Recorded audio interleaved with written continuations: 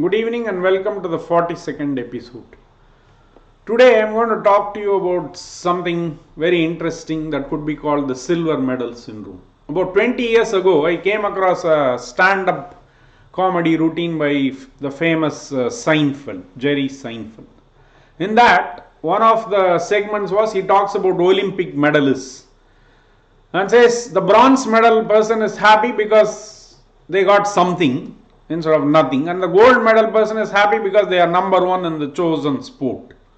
The silver medal people are unhappy because they are a loser, and they are not just any loser, they are the number one loser amongst all the losers. Now the way Seinfeld delivers it made it hilarious, and it kind of stuck with me.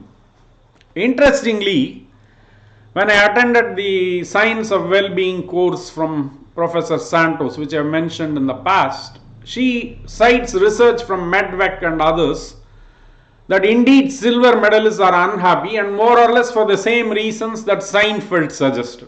That is, the bronze medal people compare against nothing. The gold medal, anyway, they are number one.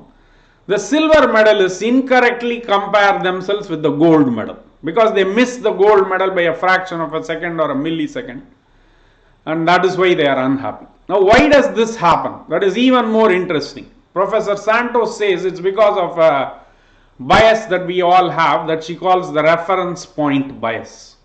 This bias makes us choose false comparisons and makes us happy.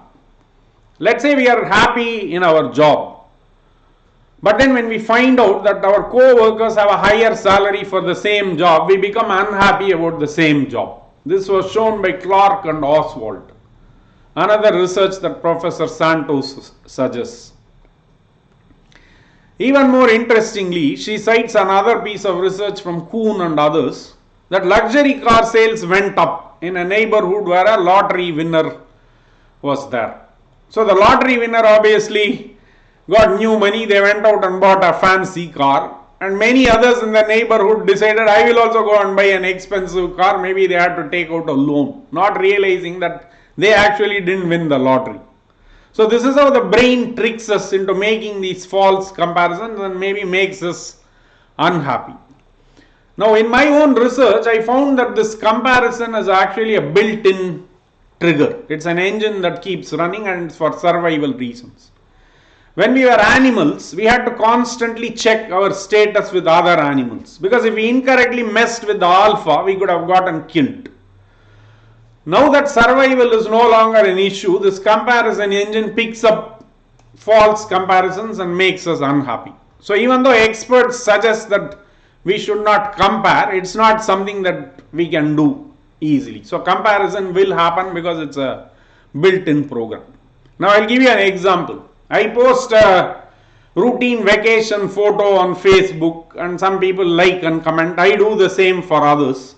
And then I notice that some people whose vacation photos I liked and commented on, they didn't comment on my vacation photo. So now I won't like and comment on their vacation photo, and this goes on.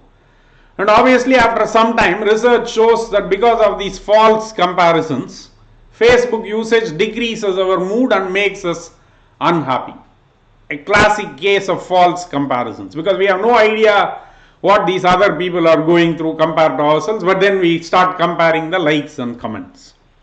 Now what can we do about this? We can actually change the response to this comparison trigger. If somebody bought a BMW in your neighborhood, you can be inspired by them, or you can become curious. What exactly did they do to be able to achieve that? Or you can be happy for them. They bought a BMW, they are happy, and you can be happy for them. This is how you can turn a false comparison into something you can imbue happiness with. And the best way to use the comparison engine would be to compare your own past self with yourself. Have you done better compared to your past? If you can keep on doing that, you can improve yourself and make yourself happy.